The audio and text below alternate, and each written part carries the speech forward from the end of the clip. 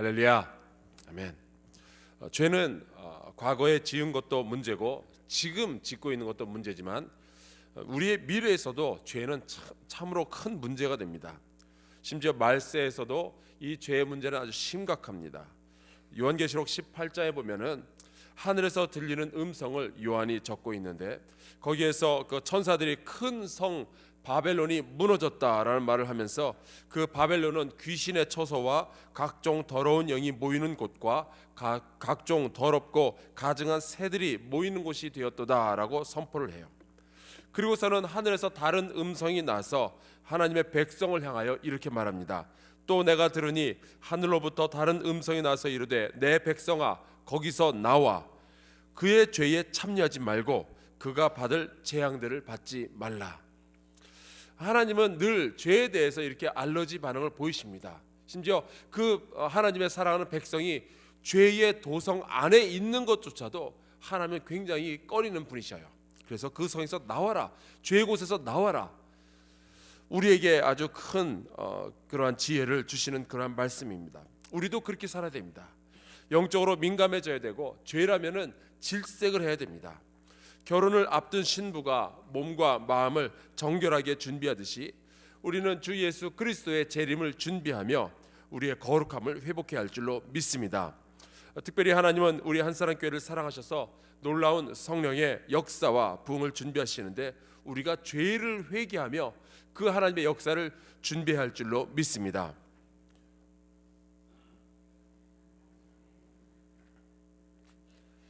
괜찮습니다. 기도를 쉬는 것이 죄라고 했습니다. 우리가 기도를 쉬는 사이 우리의 가정과 교회와 나라에는 있어서는 안 될 일들이 일어날 수 있고 마땅히 받았어야 할 그 복을 받지 못할 수도 있습니다. 그리고 그 책임은 고스란히 주의 백성들, 기도하지 않았던 우리에게 올 수 있습니다. 이 사순절 기간 동안 매일같이 정성스럽게 예물을 준비해서 주님께 드리며 기도의 제목을 선포하고 또 회개의 역사가 일어나 부흥을 준비할 수 있기를 간절히 소원합니다. 오늘은 차별의 죄에 대해서 함께 말씀을 나누려고 해요. 기독교가 다른 모든 종교와 세상의 다른 종교와 그 다른 점들이 굉장히 많이 있는데 그 중에 대표적인 것 하나를 꼽으라면 바로 이 차별을 죄로 여긴다는 사실입니다.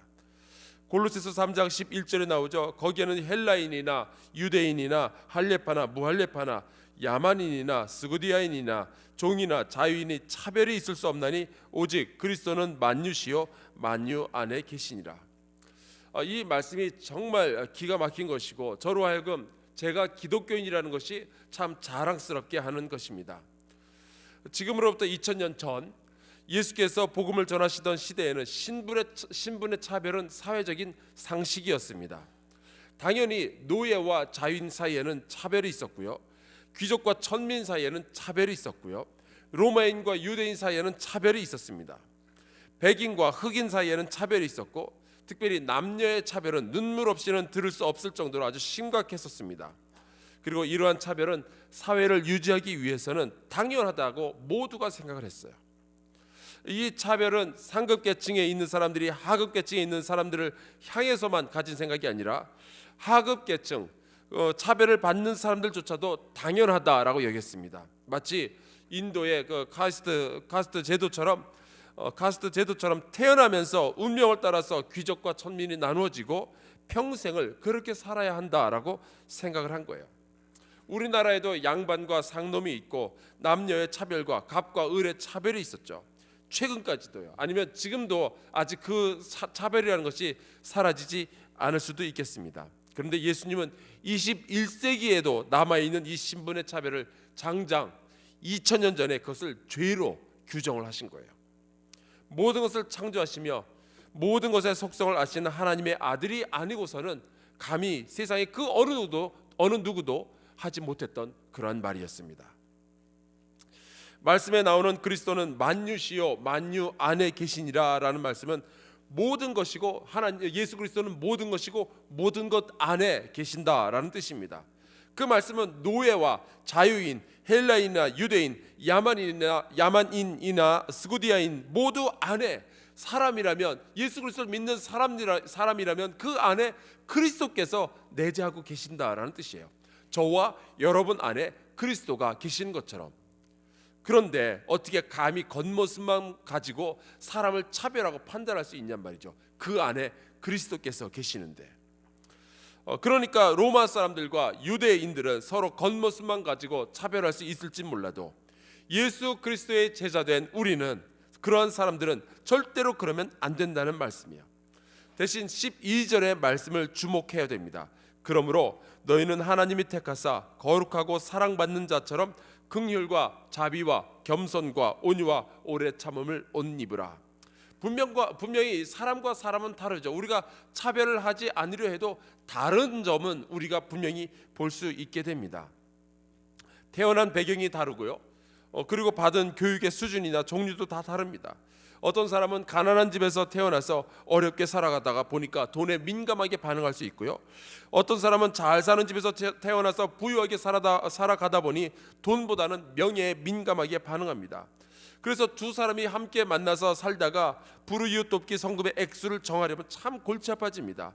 한 사람은 우리의 삶의 형편을 따져야 되고 다른 한 사람은 사회적 지위와 체면을 생각해야 하기 때문이에요. 그래서 그렇게 다르다는 점 때문에 당신은 어쩔 수 없어, 태생이 그러니 어떻게 라는 그렇게 말하는 것이 아니라 긍휼과 자비와 겸손과 온유와 오래 참음을 옷 입고 상대방의 의견을 귀담아 들으며 존중하고 상대방의 의견 안에도 옳은 점이 있다는 것을 인정해야 되는 겁니다. 하지만 그렇게 사람을 차별하지 않으려고 애를 쓰다 보면은 근데 자꾸만 눈에 거슬리는 것들이 있게 마련이에요. 누구는 인사는 참 잘하는 인사를 잘하는데 누구는 인사를 참 잘 안 하고 눈에 거슬립니다. 누구는 예배 시간에 좀 복장이 그렇고 그것도 거슬려요. 예전에 미국에서 목회할 때에 추수감사절 예배를 그 동네에 있는 모든 그 미국인 교회들이 함께 모여서 연합으로 드리는데 하필이면 제가 담임으로 있던 그 교회에서 같이 모였습니다. 근데 그날 제가 아닌 다른 교회 목사님께서 연합으로 예배를 하는 거기에 설교를 하셨는데 갑자기 감사하는 일이 있으면은 성도들 가운데서 간증을 하라는 거예요. 이 목사님은 그 하나님의 성의 Assembly of God 그 목사님이었고 거의 뭐 설교를 한번 시작했다면 끝낼 줄을 모르는 분이었는데 한참을 설교한 이후에 이제는 성도들한테 간증까지 시키니까 제가 약간 좀 마음이 불편했었습니다. 왜 남의 교회에 와서 저렇게 난리를 칠까 그런 생각을 했었어요. 그런데 그 마이크가 돌고 돌아서 마지막은 아니었지만 중간에 어떤 아이가 하나 받았습니다. 그 마이크를 받았는데 그 아이도 제가 눈에 좀 거슬렸어요. 왜냐하면 예배 시간 내내 야구 모자를 쓰고 있는 거예요. 그래도 미국 사람이지만 그래도 예배 시간에는 야구 모자를 이렇게 예배 시간에 쓰고 있는 것은 결례거든요. 근데 그 아이가 말하는 것을 듣고 제가 심장이 덜컥 내려앉았었습니다. 자기가 얘기하는데 하나님께 감사할 일이 있다는 거예요. 뭐냐면은 지금 1년째 항암 치료를 받는 중인데 하나님께서 함께 해주셔서 지금까지 왔다는 겁니다. 알고 보니까 백혈병에 걸린 아이였어요. 머리가 하나도 없는 거예요. 그러니까 야구 모자를 쓰고 있었던 거죠. 제가 목사로서 그냥 긍휼과 자비와 겸손과 온유와 오래 참음으로 제가 나의 의의로 열심히 좀 노력을 해서 성도들을 대하는 것은 한계가 있습니다. 그런 방식으로는 잠시는 가능해도 오랫동안 지속적으로 할 수는 없죠. 그래서 골로새서에서는 14절에 이런 말씀을 합니다.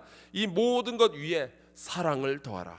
이는 온전하게 매는 띠니라. 사랑을 하게 되면요 눈에 콩깍지가 씌우는 겁니다.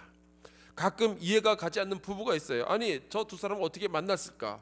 근데 사랑을 하면요 신분의 차이가 상관이 없고요 피부색이나 옷차림이나 생김새나 모든 차별이 일시에 사라지게 됩니다.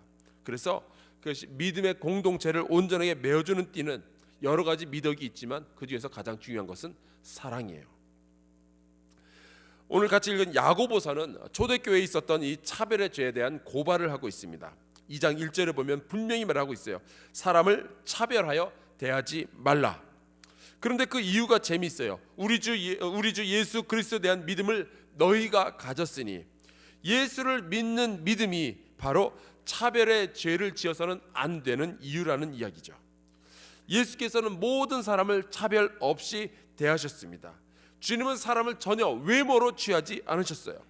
부자라고 해서 혹은 권력자라고 해서 잘 대해주지도 않았고요. 또 가난한 자, 죄인이라고 해서 막대하지도 않으셨습니다. 오히려 그들을 위로하시며 그들의 친구가 되어주셨죠. 또 우리가 주님으로 모시고 있는 예수님 자신도 귀족 출신은 아니었어요. 마국간 말구에서 태어나셨고 나사렛이라는 시골 동네에서 자라나셨습니다.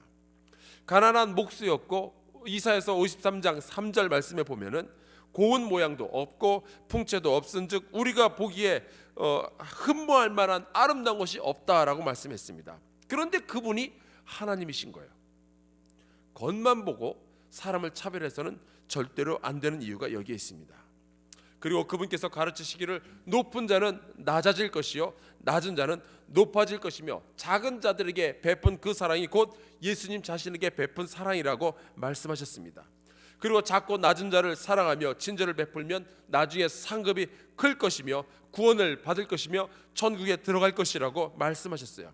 그러니까 그분에 대한 믿음과 신뢰가 있다면, 그분이 말씀하신 그 말씀을 내가 진정으로 믿는다면 당연히 사람의 겉모습만 보고 차별되어서는 안 된다는 거죠. 예수님도 사람을 외모로 취하지 않으셨는데 우리가 뭘 하고 사람을 외모로 취하겠어요? 그런데 야고보는 초대교회 상황을 이렇게 설명합니다. 회당에 금 가락지를 끼고 아름다운 옷을 입은 사람이 들어오고 또 곧 이어서 남루한 옷을 입은 가난한 사람이 들어올 때에 2000년 전에 그런 일이 있었는데 지금도 똑같은 일이 반복적으로 교회 안에서 일어나고 있습니다. 예나 지금이나 교회는 누구에게나 열려있는 곳이에요. 성도의 모임에는 예수님을 믿는 믿음만 있다면 누구라도 들어올 수 있습니다.